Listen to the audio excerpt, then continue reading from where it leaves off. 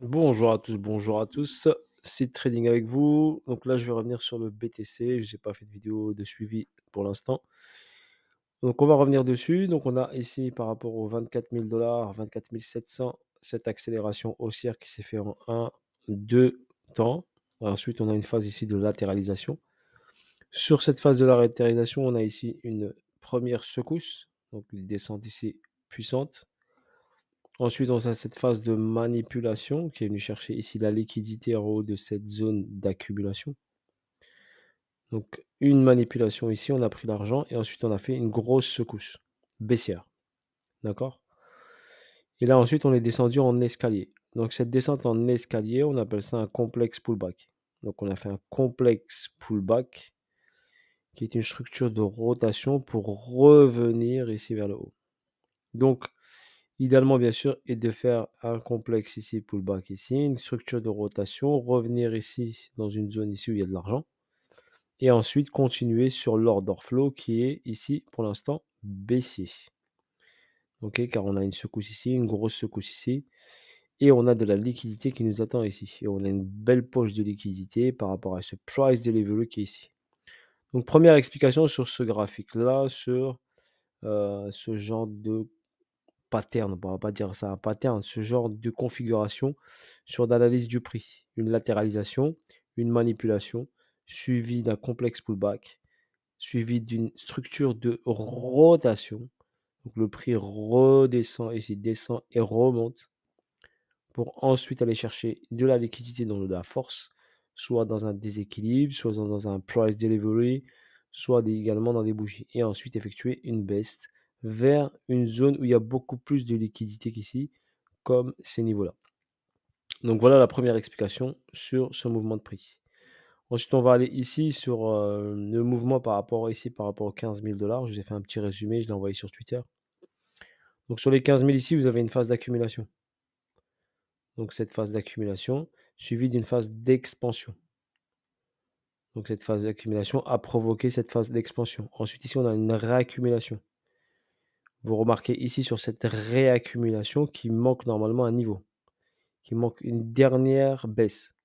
Donc celle-là, elle est en attente. C'est pour ça que j'ai mis ici un trait avec un dollar.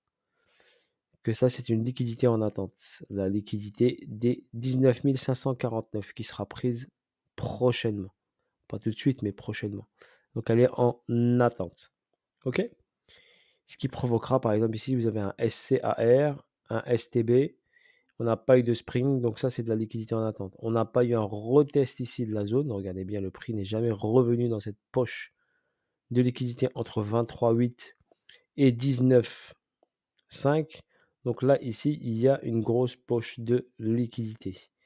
Je vous la marquais ici, avec ce petit sac de dollars ici. Donc là, vous avez une belle poche de liquidité qui vous attend, qui est en plus un price delivery ou une liquidité void. OK? En anglais, vous pouvez l'appeler killer.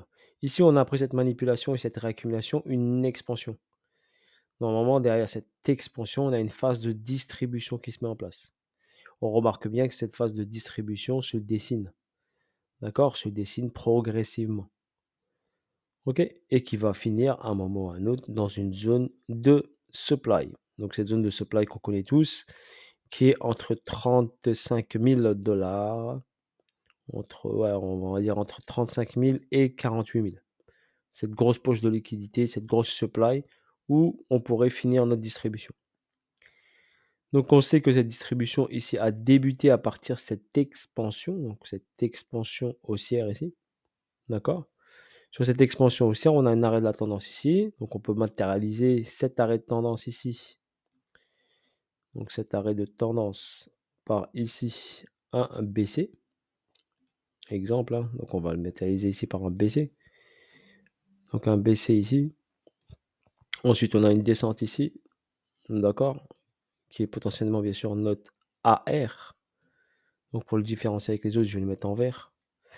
Donc ici, on a notre BC. Ici, on a notre AR ici. Donc une descente ici, une secousse, une remontée. Et ici, une descente en escalier. Qui est ici potentiellement, bien sûr, notre saut, par exemple. D'accord? Donc voilà, notre saut ici, Et potentiellement, on peut le faire par exemple comme ça.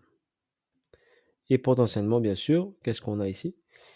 Eh ben, ici, on a une prise de liquidité de notre BC. Donc, notre BC ici a été pris ici, sur cette phase-là ici. On a une petite réaction baissière, on a notre première petite secousse. Et ensuite, on a ici une autre prise ici. Et ensuite, on a une descente ici en escalier. Donc, ce mouvement-là, on aurait un UA ici. Et ici, un UT. Et ensuite, il nous restera un UTAD. D'accord? Donc, potentiellement, le prix, il peut faire quoi? Ben, si on analyse comme ça avec Wyckoff, par exemple, si on a cette UTAD qui est en attente, qui ira chercher plus haut, ok? On va le faire comme ça. Comme ça, on va comprendre un petit peu le mouvement du prix. C'est juste pour comprendre le mouvement du prix, hein. Faut pas faire du Wyckoff pour faire du Wyckoff, pour votre information. D'accord? Parce qu'avec le marché, tout ça, les manipulations, donc Wyckoff est juste une aide supplémentaire. Mais il ne faut pas se baser uniquement sur Wyckoff pour votre information. Mais ça peut vous aider pour comprendre pourquoi le prix il a fait ça, pourquoi le prix il a fait ça, pourquoi il s'est arrêté ici, pourquoi il a fait marche arrière, pourquoi il est remonté et pourquoi il descend. Donc là, si on a un BC, on a un saut ici. Ici, on a une grosse secousse, c'est notre AR, notre ST qui est ici. Et ici, cette descente en escalier, donc c'est une accumulation en escalier qui nous donne une structure, bien sûr, de rotation qui nous a permis de faire cette hausse. Et on s'est arrêté ici. Moi, je pensais bien sûr que ça allait aller plus bas. D'accord? Qu'on allait chercher un tout petit peu cette poche ici, un peu plus basse. Mais non, on s'est arrêté ici. On a fait une structure ici avec des plus bas de plus en plus bas. Et on remarque bien ici qu'on a ici, tac, une prise d'argent ici. On remarque bien ici, je vous le fais en même temps, hein. Voilà, on a eu cette prise d'argent ici. Tac, tac. OK. Et ensuite, on a également eu une autre prise d'argent ici. Donc voilà, donc on est descendu, on a pris de l'argent, on a créé de la liquidité. Et tout ça, c'est de la liquidité ensuite qui a été prise par ce mouvement d'expansion. D'accord? Donc ce mouvement d'expansion, bah, il a laissé ici un gros déséquilibre de marché. Et en plus, c'est une liquidité void. Donc tout ça ici, c'est un gros déséquilibre, d'accord? Où le prix, pour l'instant, n'est pas venu combler encore. Donc si on le trace ici, on le met juste sur cette mèche-là, on remarque bien que le prix n'est pas encore revenu dessus.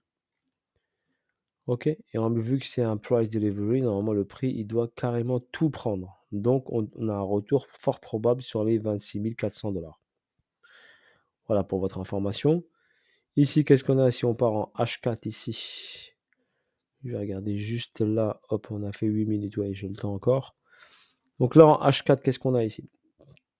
On a ici ce sommet qui a été créé ici, qu'on a matérialisé comme notre UT. Mais on ne va pas se fier uniquement à Wyckoff, bien sûr. On sait qu'on a ici de l'argent à venir chercher. On sait ici qu'on a fait ici une belle grosse secousse, une belle grosse descente ici.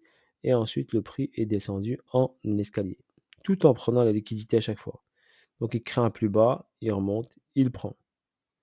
Il crée un plus bas, il remonte, il vient le chercher. D'accord? Ici, on a eu quoi? On a eu quoi ici? On a eu ici une poussée, une réaction, une incitation haussière avec un gros rejet. On appelle ça un sweep. D'accord? On a fait un sweep and close, sweep balayage, si vous voulez, ça veut dire un balayage. C'est-à-dire qu'on est venu chercher ici l'argent pour continuer l'order flow qui est baissier. Même principe ici, on a fait un sweep ici, tac, ou un squeeze, c'est un des personnes qui appellent ça un squeeze. Donc on est venu ici squeezer et être racheté tout de suite. Donc la force acheteuse a été rachetée. Et après, on a fait ici un retour dans cette mèche, comme ici.